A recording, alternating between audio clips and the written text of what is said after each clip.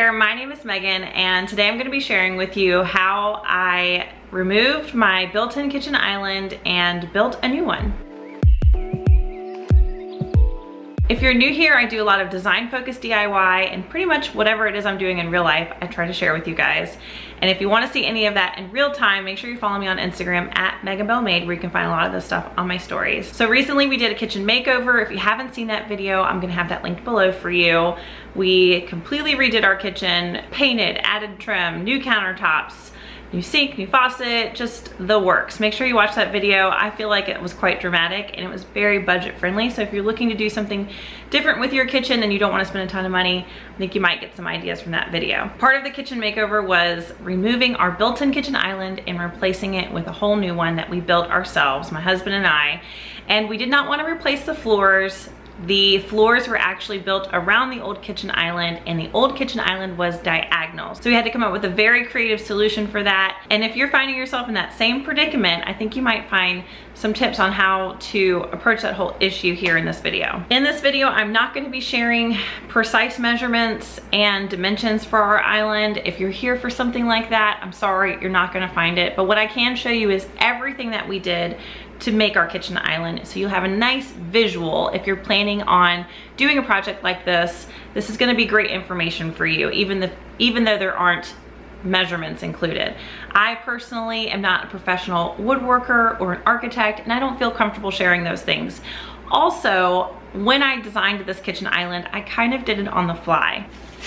And when I say I did it on the fly, I literally drew it out on scraps of paper, and I'm not a math major. I had to change a lot of things as I went. Additionally, because I'm not including any measurements or dimensions in this video, I am gonna link some really great kitchen island plans down in the description box that I use as inspiration for my own, and I think they're very helpful. So with all of that said, I'm gonna go ahead and show you guys exactly what we did. So here's the old island. You can see it's diagonal to the rest of our kitchen. It's kind of a diamond shape, and even the lights above it were diagonally placed. Not only did we feel that it was outdated and awkwardly placed, but we also felt like it had very little amount of storage space. The first step to rebuilding the new island was to remove the old one. Because there was electricity going to it, we made sure to turn the power off, and then we started just taking it apart. We knew we wanted to use the old cabinet in the new one, but we needed to actually remove drywall. So it was quite a task, but once we got it all pulled up from the floor, we were able to move the whole thing downstairs in one piece.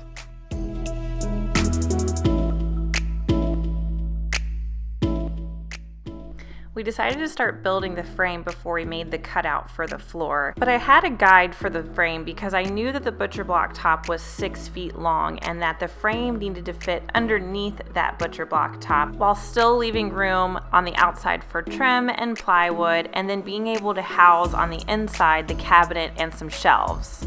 Here's where you can see the odd shape of the old island and how it was diagonal to the rest of our kitchen. Once we had our frame built, we were better able to gauge how big we needed to make our floor cutout. My husband used the drop saw to cut out 2 large rectangles in the floor. This is not something I was comfortable using, but after watching him use it, I think I am comfortable using it, and maybe I will next time we have to. I did use a hand saw to get into the corners because with a drop saw, you cannot etch out corners perfectly. Now that we had our cutout done, we were able to put our old cabinet inside one of those rectangles and then put the frame around it and start attaching the sides of the frame to the center of it. We also attached the frame to the floor to make it even more stable. Once the frame was done, I went ahead and put the butcher block top on top and started sealing it so that we could start using the island as soon as possible, basically. I did screw my butcher block top in to my frame, but I didn't do it until the very end so that I could make sure that I had it precisely centered over my island. I'm using tung oil to seal it, and what this does is adds a patina, and it's also food grade safe, so it's really beautiful, but it does require some upkeep.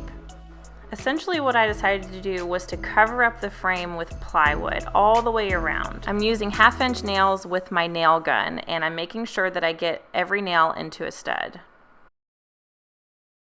This is the side of the island that I wanted to put shelves in, so here I am attaching some railings for my shelves.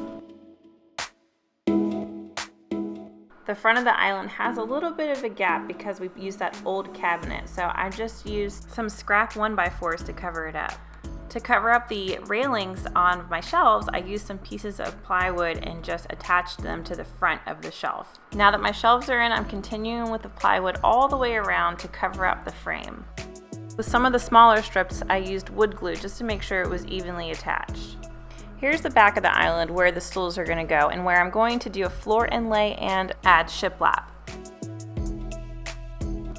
1x6s laid perfectly inside of my floor cutout, and they laid flush with the rest of the flooring. So I simply cut them to fit inside of my rectangle, and I used nickels to create space in between them so that it had that shiplap look.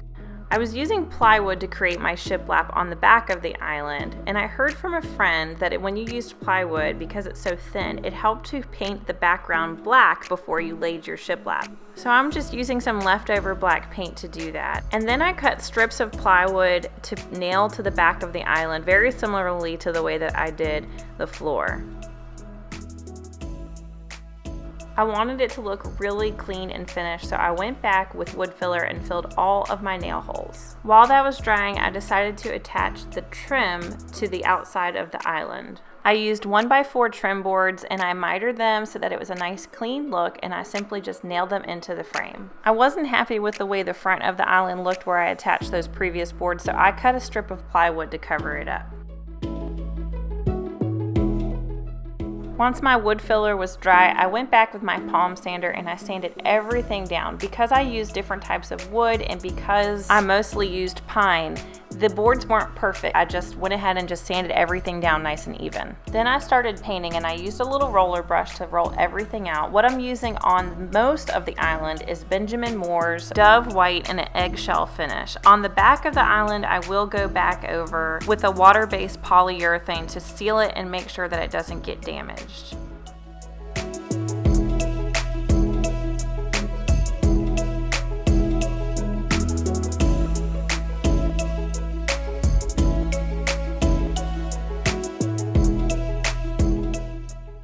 I continue the same paint color on all of the plywood around the island. Additionally, I painted all of the trim with Benjamin Moore's Super White and Gloss, and that is because the rest of the trim in our house is painted with the same color.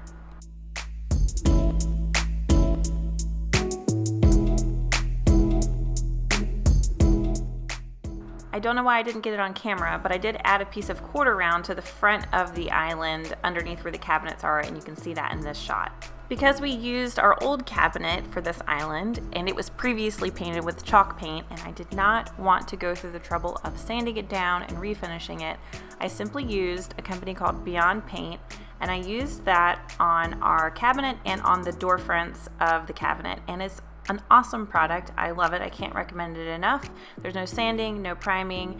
You just simply clean with simple green and you paint it on. As I mentioned earlier, the entire island, including the floor inlay, got a coat of poly, and I'm using the smallest roller just because I was a little too lazy to go pick up a larger one. As you can see, I had a little helper trying to help me along the way, but I did install new hardware into the island, and I even installed a new trash can system.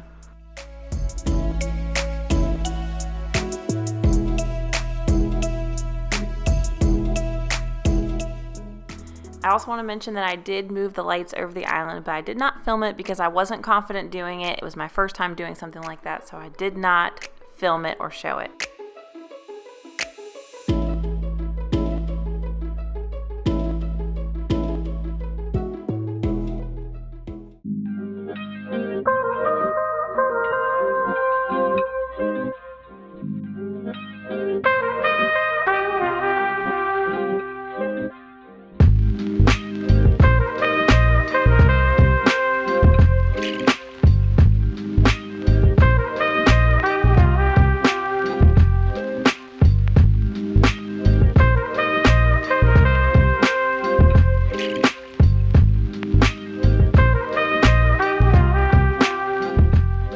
Thank you guys for watching, and I'll see you guys next time.